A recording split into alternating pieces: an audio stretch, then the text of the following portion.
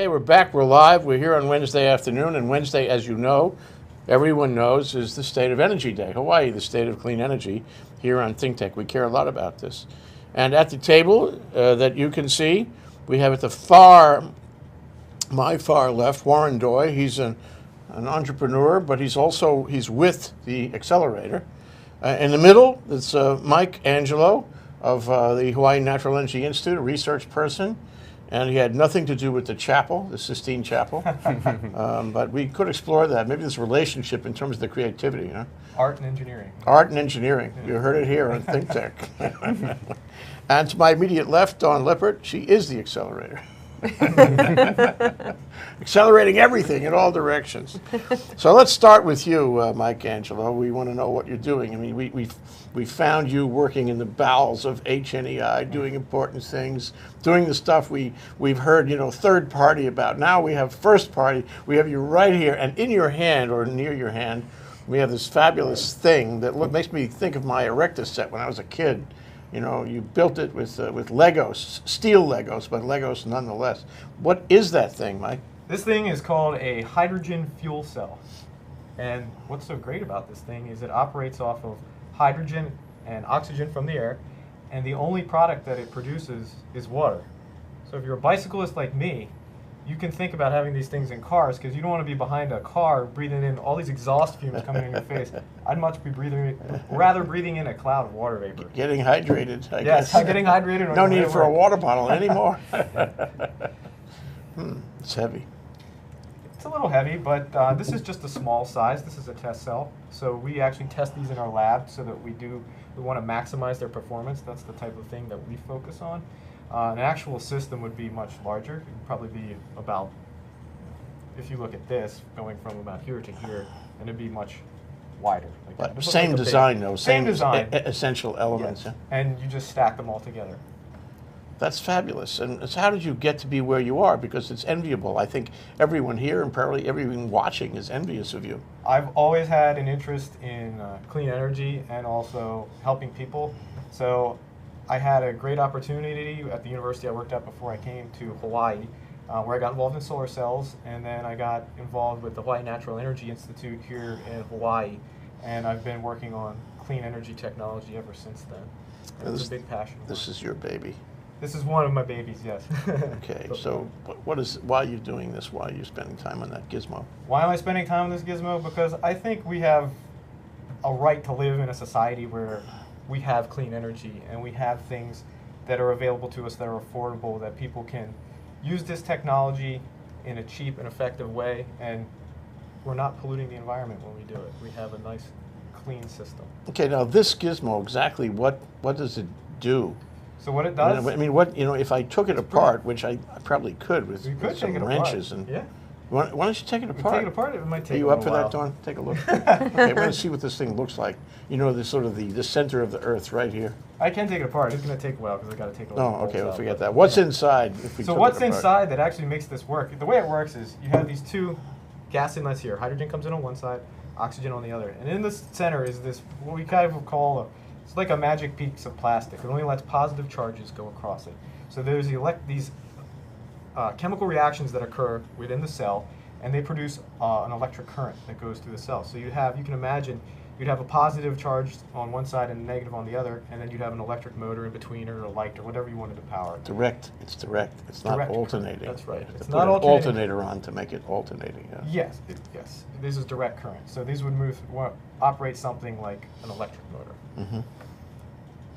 Okay, how long would it last? I mean, if you left it to its own devices, would it go forever? No. Assuming you fueled it. I wish they would go forever. But if they went forever, I wouldn't have a job. But the way these things work is you have a tank of hydrogen on board. So it's like a gas, but a gasoline tank. But in this case, it's a gas. It's actual gas. It's not liquid.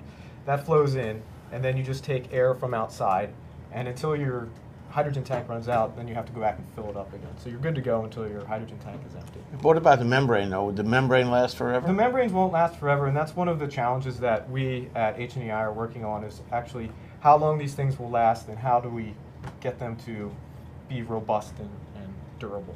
So you must be learning things from Absolutely. playing with this? I mean, what research tests, experiments are you doing with it? What do you hope to learn? We focus on one critical area is how clean the air and how clean the hydrogen has to be to come in. And we found out, like humans, they don't really like dirty air. So we're developing filtration materials that actually keep the contaminants out of the cells, so we keep maximizing their performance. And we're also looking at alternative technologies for the fuel cells as well. So not just powering your car, but what else can we use these things for? So if let's assume that this is, you're really using this. I mean, it's not just for experiment. How would you string these things together? Would you make one big one?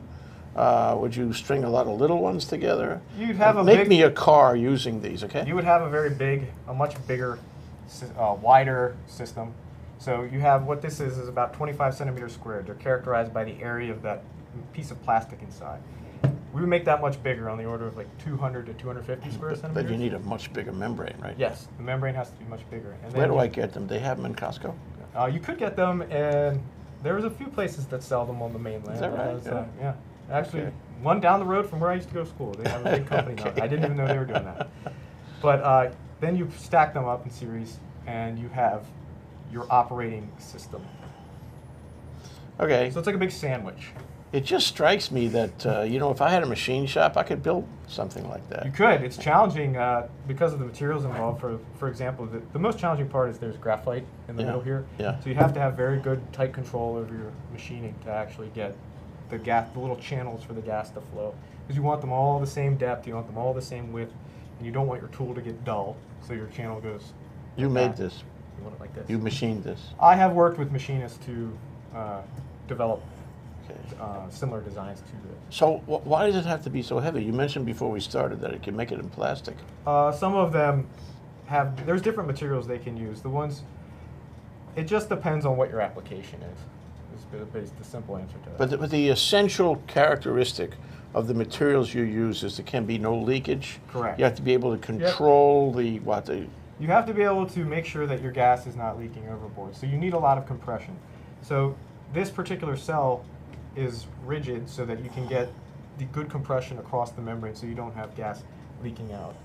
So they have gaskets in there that keep the gases inside, the hydrogen. So maybe another experiment could be what other kinds of materials would work. Absolutely. To hold the gas in and to be rigid enough not to let it escape. Absolutely. And so there's all types of development in systems that are going on. There's all types of development in new membranes and new catalyst materials to make these things affordable and inexpensive so that hopefully one day I get to ride my bike down the highway and I'm breathing in a cloud of water vapor instead of a cloud of particulate matter. Yeah, and your bike is made out of platinum or something because you're a very wealthy man.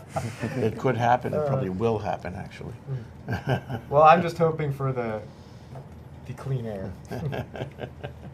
Okay, well, we're excited about this because this is the first time we've seen an experimental model up close like that, and it gives us visions of sugar plums and the like. Excellent. So we're going to take a short break. I'm going to come back, and I offer you the opportunity of hanging around and participating in our discussion. You can do cross-examination on these other guys, yeah? Okay. All right? Okay, you heard his answer. Okay, that's Warren Dye on my far left, works with the Accelerator, entrepreneur with the Accelerator, and Mike Angelo from HNEI, an experimenting researcher person, and Dawn Lippert, who runs the Accelerator and everything within 5 miles of where we're sitting. Or something like that. Keeps getting worse and worse, this introduction, every time you do it. We're going to take a short break so we can recover from that. We'll be right back. Hello, I'm Martin Despang, and I'm the host together with the one and only Ali Amashta, and our show is called Urban Transcendence. And Urban Transcendence is about identifying where we have a unique situation of a vibrant city in one of the most beautiful natural environments. So how these two can coincide, sometimes conflict, how they could find reciprocity in the 21st century is what we're excited about. And we're planning on bringing in a diverse body of guests, both from the arts and the science and the established and the wise and the emerging generation.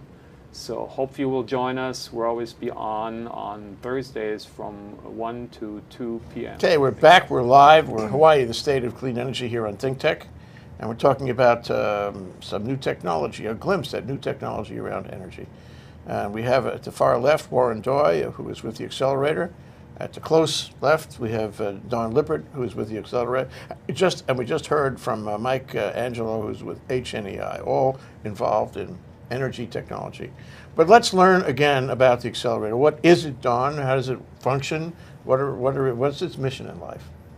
Sure, absolutely. So the Energy Accelerator is a startup program. We're based in Hawaii, and we focus on helping clean energy companies commercialize new energy technologies. The basic thesis is that as Hawaii transforms to an economy based on clean energy, we actually can't get there with all the technology that got us to where we are today. We're going to need new things, new solutions, new ways for people to be more efficient, to engage, new technologies to bring more solar onto the grid. And we're really committed to finding solutions that help move Hawaii farther, faster toward a clean energy future. Do you realize how important this is? Yes, you do. That's why we come to work every day. It's a fun job. I think all of us here certainly agree that this is incredibly important. And I think anyone that pays an electric bill or even puts fuel in their car knows how important this is too.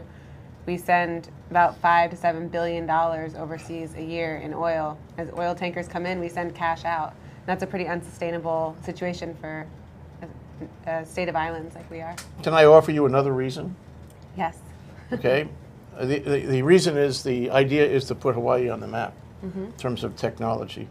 Hawaii has a nice tourist industry. It's very comfortable. It's easy money, if you will. What we need is a real industry that we generate ourselves that's different from industries elsewhere. The unique Hawaii thing. And we have lots of resources for clean energy, and we're using some of them, not all of them.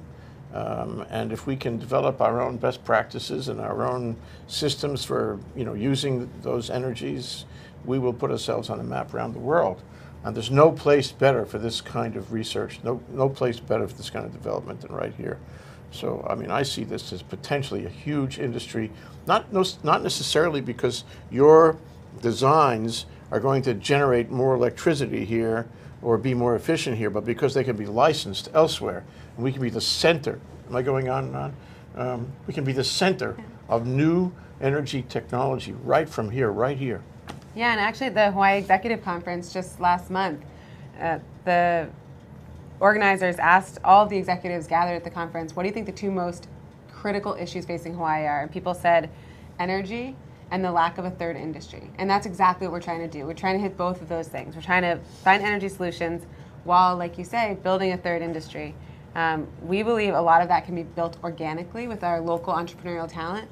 We also believe it's incredibly important to bring in talent from elsewhere to help build bridges to capital and to strategic partners and corporates and other places. So we work with companies from all over, as well as companies from Hawaii, to advance this mission. How do you root them? In other words, find a company in Wisconsin, a bunch of smart guys. They probably have a place right down the street that sells membranes for, never mind. How do you root them here? They may come here, you may like them, they may like you, but how do you make them a Hawaii company, part of the Hawaii energy technology industry? It's a great question. It's something that we have really been thinking about.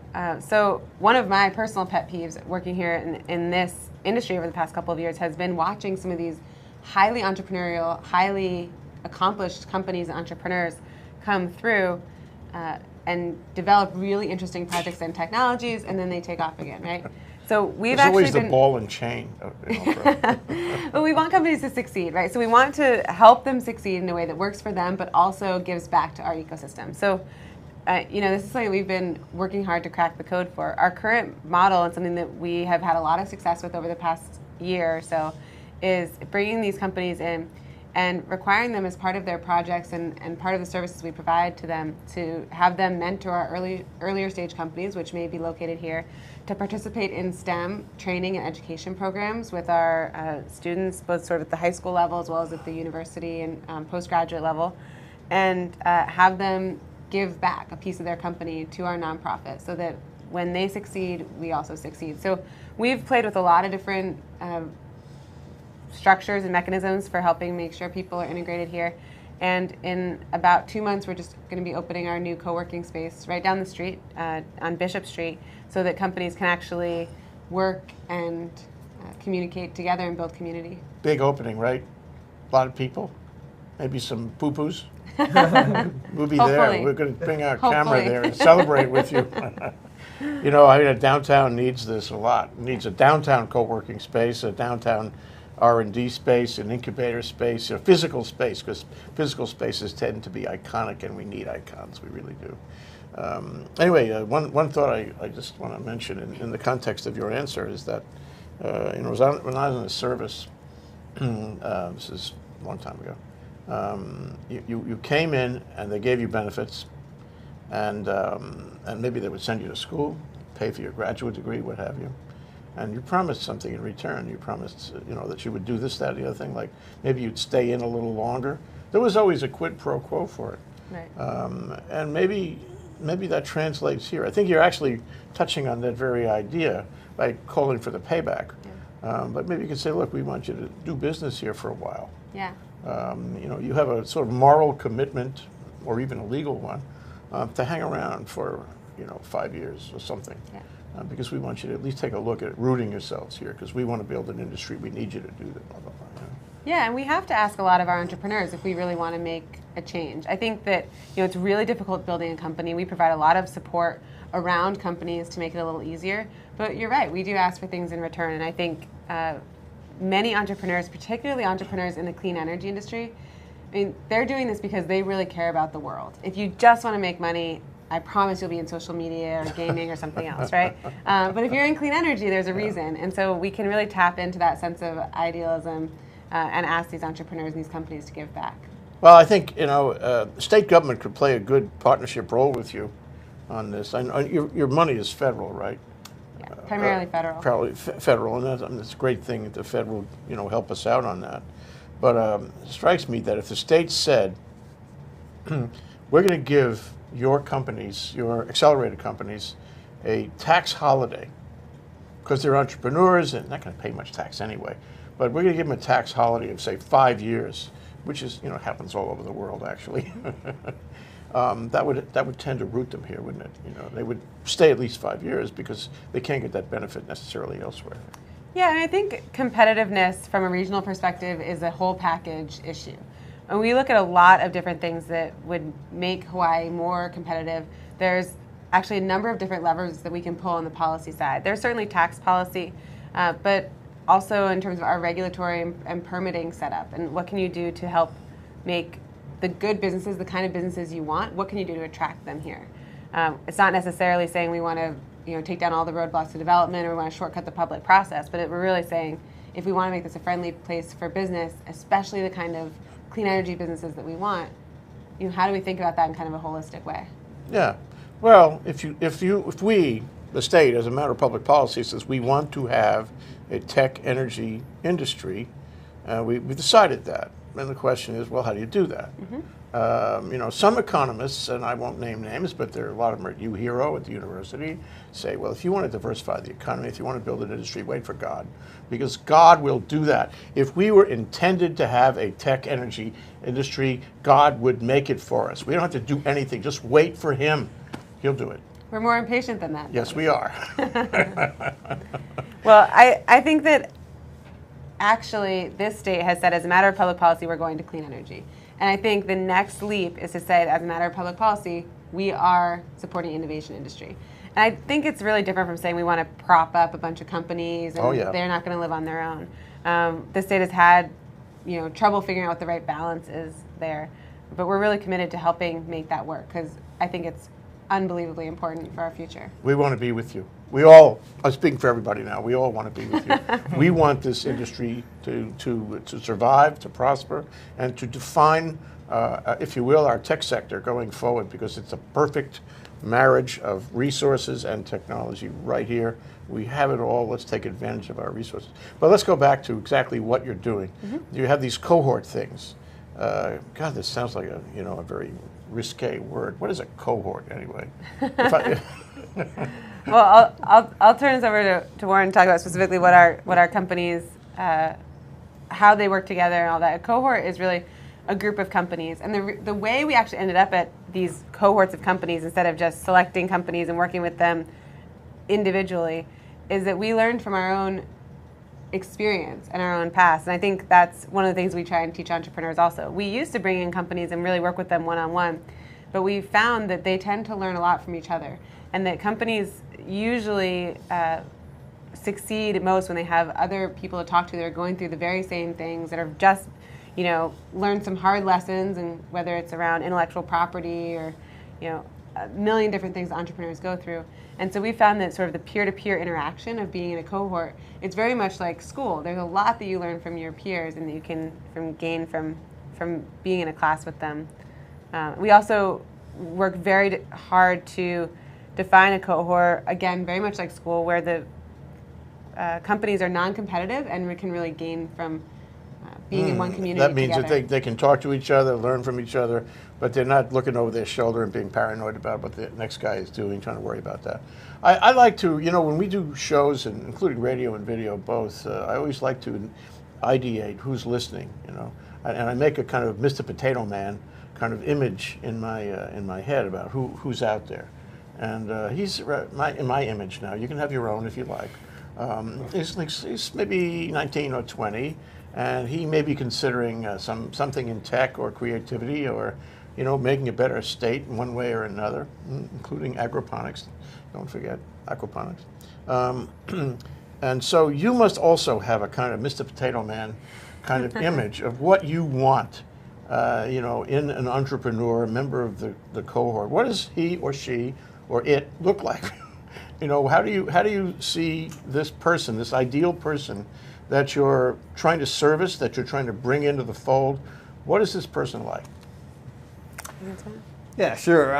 Well, I think it's one of those things you kind of know when you actually get to experience what that company is about, what their mission's about, and the team. And I don't think we have an exact profile in mind as much as we're looking for great companies with strong technologies and a great team behind them. I think I mentioned to you before, I had the fortune to start a number of companies before.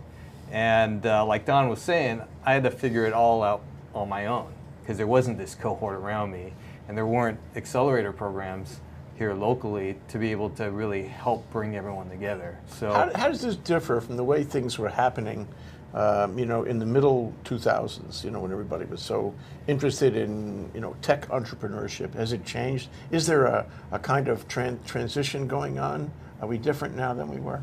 Absolutely. I think it's much more efficient. There's kind of lessons learned not only internally, but just industry-wide. And the technologies to be able to really jumpstart a company before you had to buy servers and you had just to get your email to work, right? Mm-hmm. And now you can just plug in, you can join an accelerator program, you have a team around you, support, mentors, and funding as well. Before in the 2000s, there were, it was kind of the .com boom, and you had a really thriving venture community at that point, but really not the support mechanism around. And that's what really makes a good company is the people and the resources to be able to help you advance your company. Okay, so for a moment, tolerate this. I'm Mr. Potato Man for you, okay? And I've been thinking in my garage about building something like what Mike brought down. Maybe an advanced version, maybe better. Who knows what, I took what he said today real seriously, and I went and did something in my garage. And I said, I think, Warren, I think I can really do a job on this thing. I want to make a company. I'll show you how it works. And he said, ooh, that could be something. Can I get into your cohort fold? What do I have to do? And what will you do for me once I get in? Yeah, sure. You have to find a friend. Yeah, exactly. That's a good point. I'm wearing the flower. There's some point at which we have to start as far as our evaluation. And one of the points that you mentioned is to have a prototype, to have something that's actually physically working. This helps. That helps. because there's great ideas, and it's really tough to fund ideas just conceptually, right? And the other thing that we look for, like I mentioned before, is teams, right? And teams being the important part of it, not just a single person with an idea. So I think So it's up to me to find a team before I come and see you.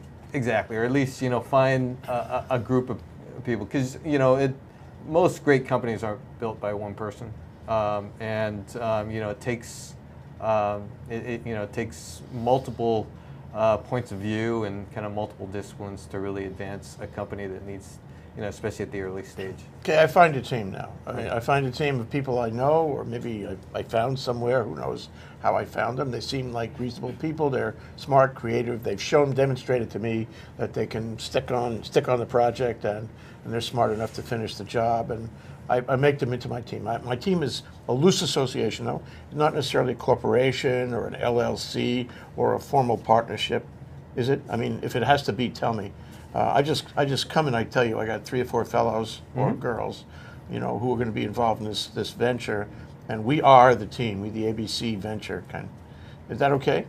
Yeah, that's okay. I mean, fortunately we have resources to be able to help you form the organization, kind of go through the various options, and help structure the right legal entity that meets your needs. And So also, that's part of your support. That's pretty valuable. it 'Cause, can be. that can be distracting for creative people who want to get right in and build this fuel cell thing. Sure. We're going to have to stop everything. Okay, stop now. We have to attend to administration. Yeah. That can really distract you. But if you help me, then I'll be a lot better off. It definitely is something that we've done in the past, but to the extent that you can at least figure out the basic structure yourself, that just puts you ahead of the rest, because at least you've thought through some of those issues. But it's not a requirement, but it's part of the kind of the business foundation that you'll need to be able to really take an idea or technology to the market. You're going to give me money? And And when? I'm ready. Well, what we've seen in the past is the funding is an important part of starting a business.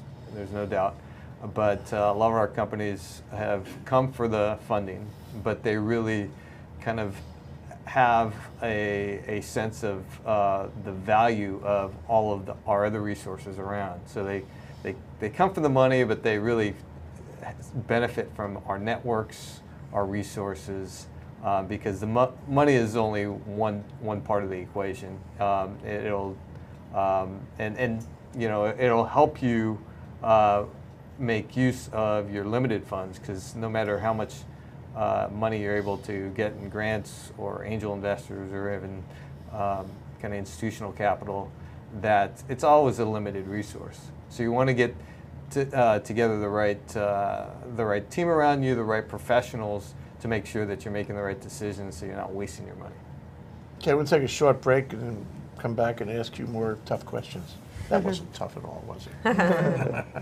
This is Think Tech, Hawaii, the state of clean energy, on Wednesday, talking about a glimpse into some new technology and I guess entrepreneurial cohort possibilities for energy technologists. With Warren Doy at my far left, Mike Angelo in the middle, waiting to cross-examine both of them, okay, and Dawn Lippert, who is at my immediate left. We'll be right back after this break. Hi, my name is Dr. Rafi. Every week, I'm right here at Think Tech Hawaii, 3 p.m. on Mondays. My show is Boris' Bio Briefings. What do we do here? Well, we watch sperm swim, we see if they catch anybody, we check out the latest biosimilars, the kind that, what was his name, the guy with the bicycle? I guess we forgot his name, but he was taking EPO and other human growth factors. We'll be talking about human growth factors. You want to know where to get some? Maybe I'll tell. Anyway, you can catch me, as I said, every week right here, Monday, 3 p.m., Think Tech Hawaii, Dr. Rafi. You can also find me on Twitter BioInfo Medical. Or you can catch me on Facebook, Dr. Rafael Boritzer. I'll be happy to converse with you. Aloha. We're going to go back. Okay, we're back. Hawaii, the state of clean energy here on Wednesday with Warren Doy, Mike Angelo, and Don Lippert. And we're talking about energy technology, if you will, which I think is very important. One little comment about that, is when, it's really funny, when energy and the Clean Energy Initiative came up, I was used to say energy is the tech that tech was supposed to be. Because in the 2000s, we had this burgeoning possibility of a technology industry, which actually didn't happen. Okay. Then we had energy. It was, energy must be tech because energy is tech. It's something I don't understand, so therefore it must be tech. But that was not really true. Now, it is true. Now we have energy, which is tech. It's a great new possibility, and energy, I think, is becoming the tech. Energy tech is becoming the tech that tech was supposed to be. You guys are at the leading edge of all this. It's wonderful, You can do great things. Okay, so now I have some money from you, maybe startup money, some advice about my LLC or corporation or partnership, whatnot. By this time, the co-working space will be open. When is it opening? July 23rd. Ooh, okay. Make a note. Ish. Around July 23rd. We're putting the wheels on while the bus is going down the road. So. Talk about how that works, because I'm familiar with what goes on at the Box Jelly and other co-working spaces, and it's all very nutritious, and I want to ask you about that. But so now I need stuff like Mike Angelo does. I need science. I need people with PhDs. I need to drill right down there and find out about those membranes and how I can tinker with them. Who knows? Nanotechnology. Who knows? Chemistry, whatnot. You going to help me with that? Sure. I mean, we really look at each company individually and try to assess their needs. You may have a great team of scientists and technologists. You may need, business resources. You might need, a specific type of technology solution that's missing from the team. So we really try to understand what the company's path to success is and what your vision is and try to support that however we can. So it's everything from helping to really understand who your customer is and what their needs and wants are, and really kind of taking you through that process of really understanding what the market demand is and what the market need is, and really helping to be able to develop a financial model around it, how you're going to make money and how you're going to finance it moving forward out of the accelerator program. We want to introduce you to angel investors or other sources of funding that will enable you to progress even further. And with that, you have to have those core elements in place. The technology is one piece, the business plan, the financial model, and the customers. It sounds like something Yuka Nagashima was, used to say, after a while at the Manoa Innovation Center, we graduate them. Goodbye. Does this happen with you? I mean, is that in the plan? It is. I mean, we do work with companies for much longer than most other accelerators because energy technologies are complicated. The energy market is complicated because of the regulations and the way it's structured. So we work with companies for 6 to 18 months per company, which is much longer than most accelerators. But we don't just work with hardware. So we actually are one of the very few accelerators in the country that will work with hardware at all. But we don't just work with hardware. We'll also work with companies that have really interesting financing innovations, business model innovations. You look at some of the most innovative companies that have come out of this clean tech boom, and they're not necessarily hardware heavy companies or technology heavy companies. Looking at Solar City, very strong ability to fundraise. O-Power's just did their IPO. O-Power is just an energy efficiency company. Nest is a learning thermostat. There's nothing super complicated about Nest. It's really just a design innovation. So we're not necessarily just looking at companies that have like the next great chemistry or the next great nanotechnology. We're also looking for things that are business model innovations. Another example from our cohort is a really exciting company called Pono Home. You could sign up for their service today. I've had it done in my home. It was fantastic. And they come... it's a local-based company, and they come for I think like $80, and look at your entire house and they'll actually change things out for you. So all the things that you never do, which is cleaning your refrigerator coils and, you know, making sure that you don't have any water leaks and changing out your light bulbs. They actually come and do all that for you. It's like an energy audit kind of thing. I think we talked to them already. It's an energy audit, but on the spot. So Yeah. instead of giving you a list of things to do, they come and do it all for you. Yeah. So that's a business model innovation that we think is really interesting, and the payback's less than a year, so it's very accessible to renters. So, and a second company that we're working with that around the same lines is People Power. We have a pilot program going on now where Oahu residents can sign up for about $300 worth of free energy efficiency stuff to help make their home more efficient. The first 600 families that qualify will get that service. So I think in general we're looking at hardware, looking at software, but we're sort of agnostic to what the medium is. We really just want to advance the state of the art of energy transformation. The state of the clean energy industry, period. Everything. Right. So I mean, I hadn't factored that in. I knew that, but I hadn't factored it into my earlier questions. So I'm sorry I was so limited. But you know, it could be a legal thing. Sure. It could be a legal program. It could be, as you say, a financing arrangement to put solar on somebody's roof. It could be anything to generate a best practice that doesn't yet exist and that can make some money. This is much broader. So, I mean, on a percentage basis, how much do you like technology versus, you know, I want to say non-technology, best practices kind of thing, best practice using existing technology? I mean, what do you favor, and how is it working in your cohorts? What's the distribution? Well, I think right now we have, we have 15 companies currently. I would say the majority of them have a technology and a business model innovation. So they often go hand in hand. With Solar City, you could almost say the same thing because they have a business model innovation around leasing, but their technology innovation is really around the software sort of turnkey ability to do that, which actually is its own technology innovation that doesn't have to do with PV panels. So usually we do see some kind of technology and business innovation together.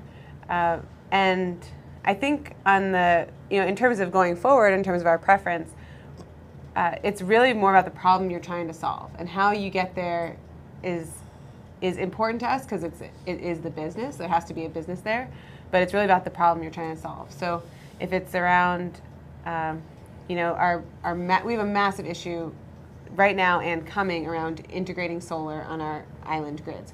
Now there are over 1,000 ways to address this problem. There's hardware, there's communication technology, and they're there's smart cumulative. grid. I mean, you can use them all. And you could use them all, right?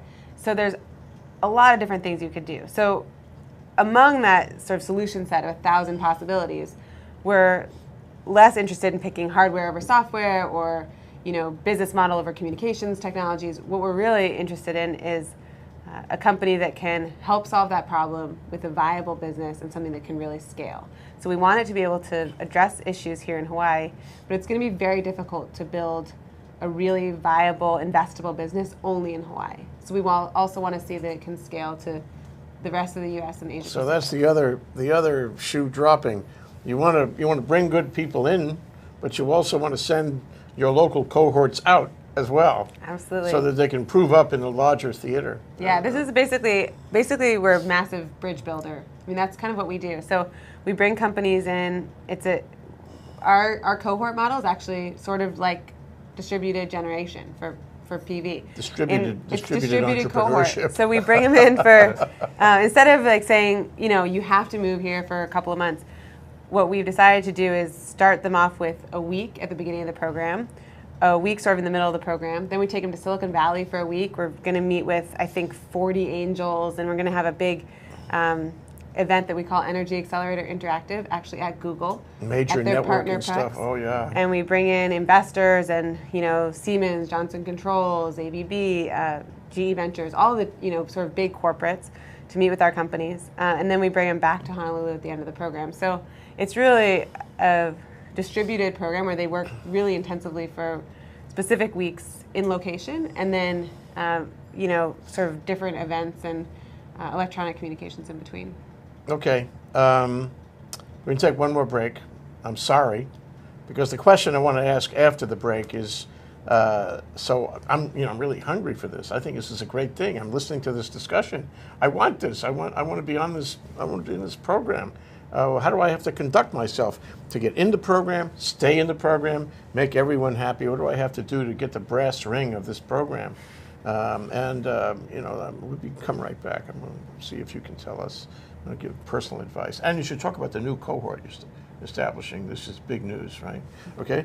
Warren Doy, Mike Angelo, who is going to get his chance for cross-examination, and Dawn Lippert here on Hawaii, the State of Clean Energy, talking about a glimpse of some of the new technology and entrepreneurial possibilities. Okay. We'll be right back. I'm Hong Jiang, host for Asia in Review on Tuesdays. And I'm David Day, host for Asian Review on Thursdays. Both of us broadcast our respective shows at 4 p.m. And my topics tend to deal with questions related to environment, culture, history, and sometimes human rights. And my shows tend to be on international business, foreign policy, geopolitics, and national security. And you can watch our shows live on the ThinkTech website at thinktechhawaii.com. And you can also watch us on YouTube or Olalo. So come join us on Thursdays at 4 p.m. I'm David Day. And on Tuesdays at 4 p.m., I'm Hong Jiang.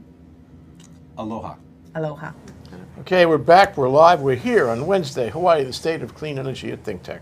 We have Warren Doy, who's with the Energy Accelerator, Dawn Lippert, who's also with the Energy Accelerator, and Mike Angelo, who's with HNEI, Hawaii Natural Energy Institute, part of the university, Yep. I guess. UH Manoa. UH Manoa. So just to follow on that last thought, how do I groom myself? How do I, achieve this nirvana? I want to get into a cohort. I want to be in the cohort. I want to have the benefits of this. It's all about relationships. And, they say real estate is all about relationships. Well, so is everything in the world all about relationships. It's all guanxi. We learned it from them. Okay, and so, how do I get in there so I can make my lifelong business relationships through your system? How do I please you? How do I apply? Where do I sign? Tell me now. Well, I would encourage everyone to go to our website, energyaccelerator.com, and the application's online and the process is online. But I think, before you get to that stage where you're applying, I think the more homework you do, it is about relationships. Talk to people, talk to other members who have been in programs like that. Talk to, teachers or, mentors that you've developed.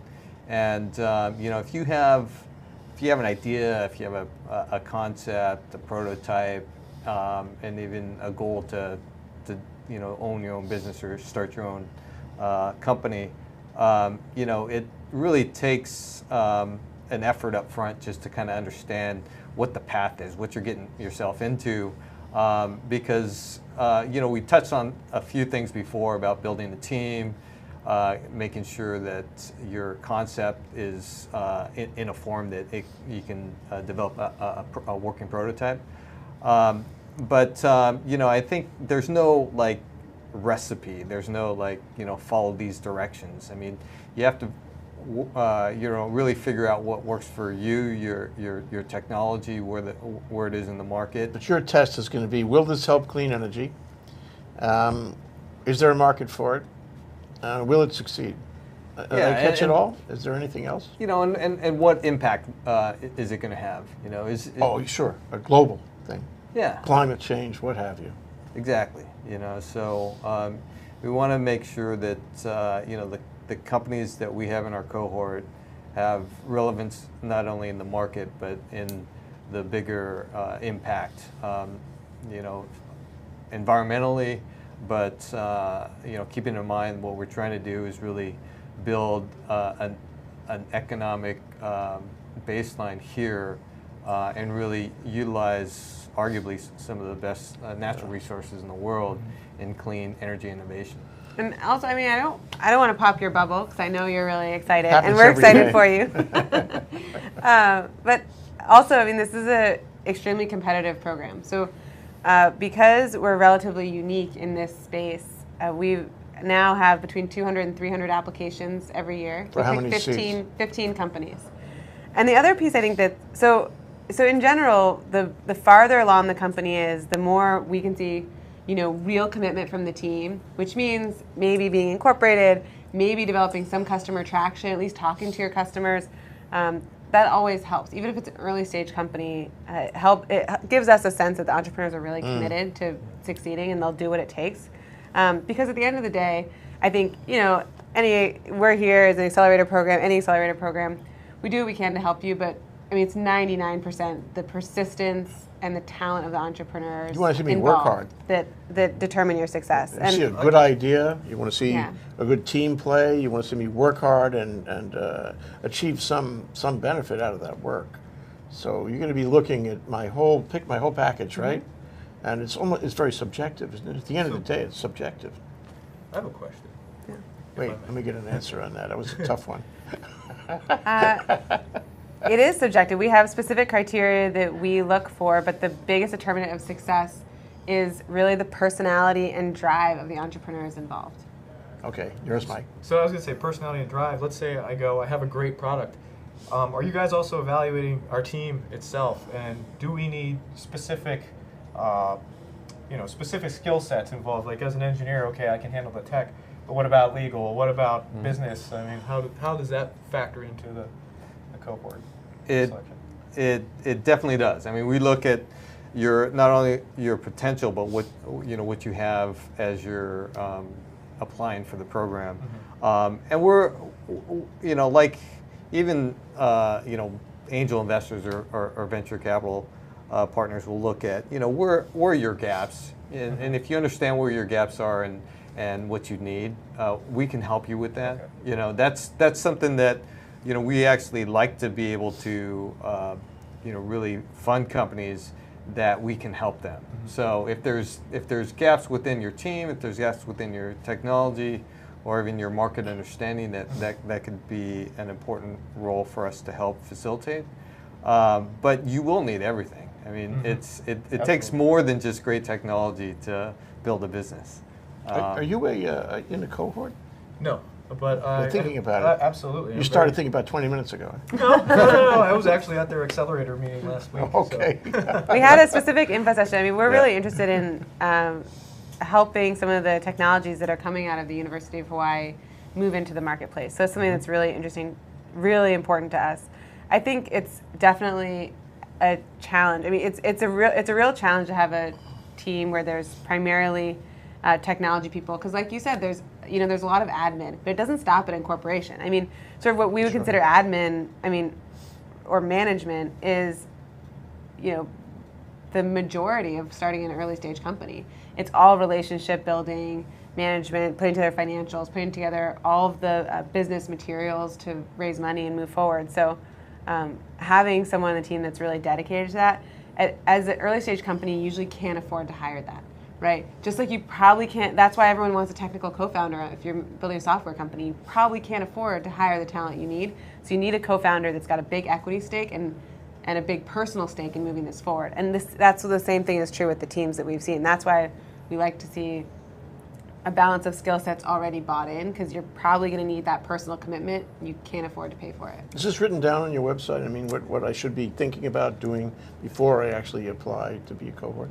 So there are, 15 companies in a cohort.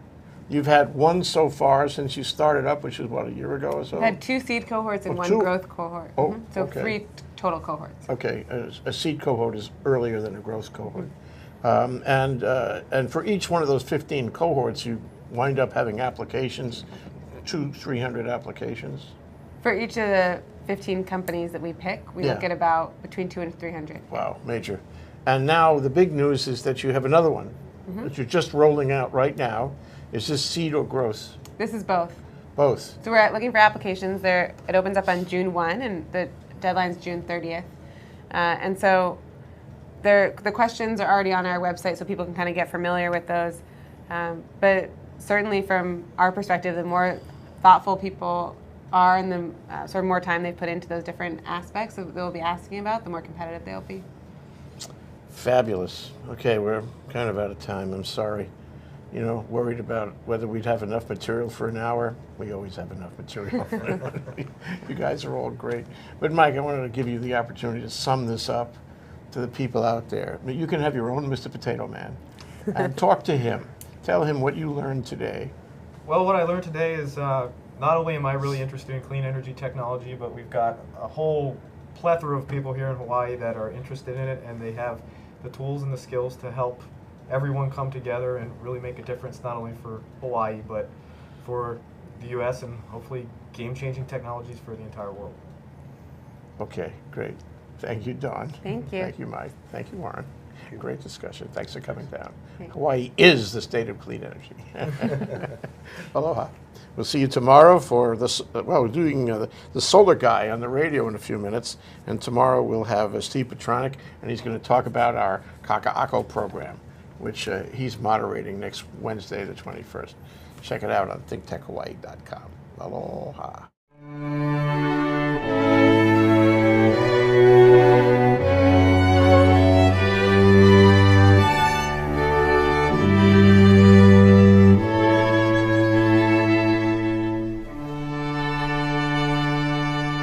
Thank you.